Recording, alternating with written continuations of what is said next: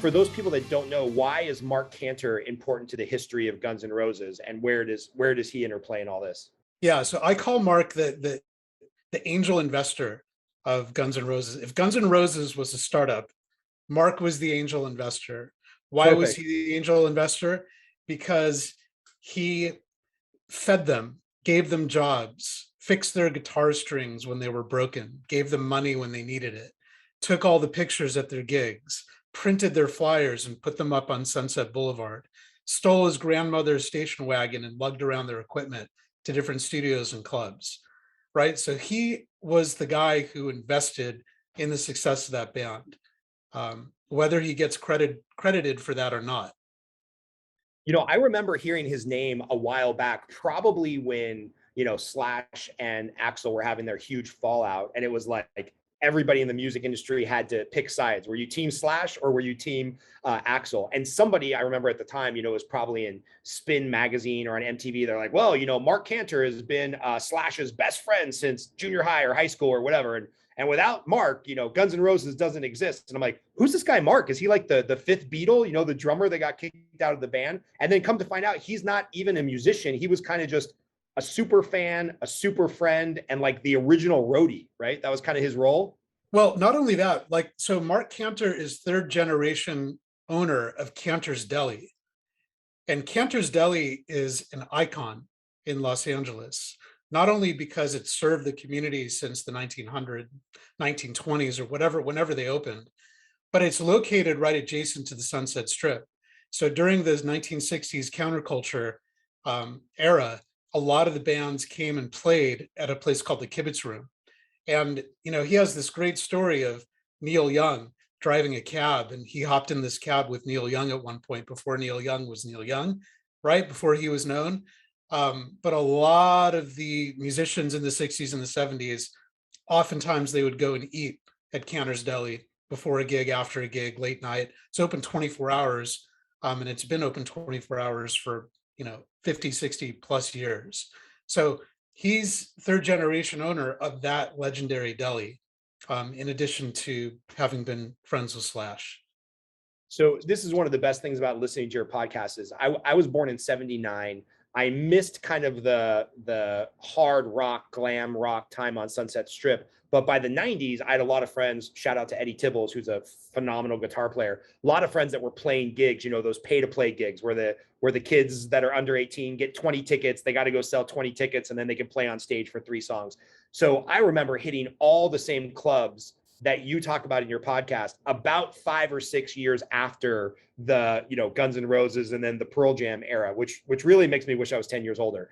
But I am a little embarrassed to admit that there were several nights at Cantor's Deli where this is pre-Uber, of course, or else I would have been responsible in taking an Uber, where I'm sitting in there eating a club sandwich with like my last $10, trying to figure out how the fuck I am going to sober up in order to drive home. And it's like, waitress, bring me another pitcher of water. Waitress, bring me another pitcher of water. So I am very familiar with the urinal at Cantor's Deli. Yeah. And I think anybody that grew up going to the Sunset Strip knows that place. So you said Mark's generation owner? That food is perfect for absorbing alcohol. That's like very oily, very bready, very greasy. It's like, that's the place you want to be when you're trying to sober up. Exactly. So what's Mark's story? Is he older, younger, about the same age as the band? How do they end up connecting, and why is he so important? And then we'll go into like why it's important that you guys met. Yeah. So Mark and Slash met in elementary school. The story is that, Slash is very open in his biography about being a kleptomaniac, right? So he was actually wandering the streets, even, as a kid in elementary school, and he was eyeballing Mark's dirt bike, and he was actually about to steal it. But before he did, Mark saw him, and he came out, and whatever, they've seen each other around school, started up conversations, and became fast friends. So they became friends in elementary school. I think they went to different junior high schools, but then they reconnected in the 8th grade, and that's when Slash had just picked up a guitar. He picked up a guitar, so let me roll back a little bit. When they were friends and they were riding dirt bikes, Slash, being the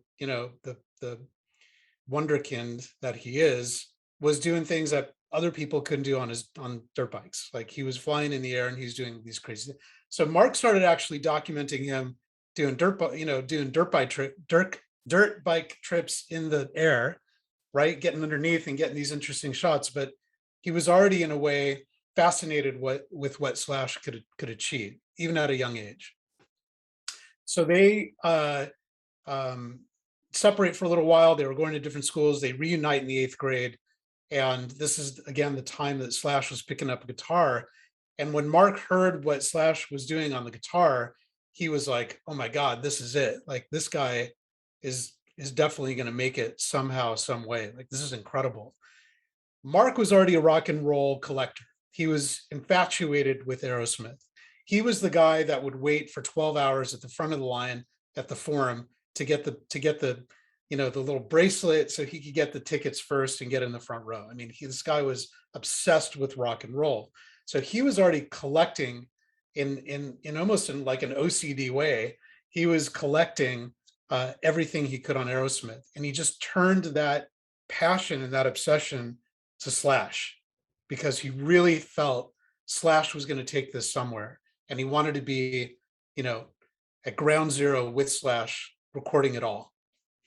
And I think about this, like what the world is just full of coincidences and happy endings, and it's like, what a crazy coincidence that probably the only kid in that junior high or Fairfax High School who had the ear and the history growing up around music and the OCD to have been a massive music fan themselves. What a weird coincidence that like probably the only guy in the school qualified at 15 to pick out a prodigy happens to meet the prodigy at the school. Because everything I've read about Slash is he's kind of this Renaissance man where he could have done BMX biking, he could have been an artist, obviously a world-class guitar player, and like he was going to be good at whatever he did. So for Mark to be like, "Ooh, I've got an ear for music and here's this prodigy, I'm going to kind of, stake my caboose to this train." I mean, what a weird convergence of events. And he wanted his friend to be successful. So he was doing everything behind the scenes he could to make sure that Slash had it a little bit easier, right? To progress. That was another part of it. In one of your first episodes, the interview where he talks about, being the first person to take pictures of Slash playing the guitar at, a Fairfax High talent show or singing in the quad or music in the quad. And he's like, my only regret is I only had one roll of film and I burned it all up in the first song. Like, what an amazing gift for a band that's still playing today, almost 40 years later. 35 years later. God, I'm old, man. That we've got some original history there. And like you said, Mark becomes this archive of documentation for Guns N' Roses. And I want to get back to that, but tell me how you and Mark hook up and he basically entrusts you with this, Bible of information that he has on Guns N' Roses. How does that relationship develop? I'll tell you that in a second, but just want to go back to one thing that you said, and how lucky they were to have somebody like Mark, meet Slash and start this process. I don't think any band had anybody back in those days. Of course, now it's different with social media and everybody's taking pictures on their phone. But I don't think back during that time, any band had somebody chronicling the first 50 gigs, chronicling the incestuous revolving door of musicians who came in and out of different bands that would ultimately become Guns N' Roses. There was no predicting Guns N' Roses was going to make it. There was no predicting they would get signed by Geffen and blow up the world, right? So I don't really think there's any band that had a Marc Canter there. And so this archive is unique, of course, to Guns N' Roses, but it's also unique, I think, as part of rock and roll history. It's the most comprehensive archive, I think, ever assembled about the origin story of one of the biggest bands in the world. And that is really unique.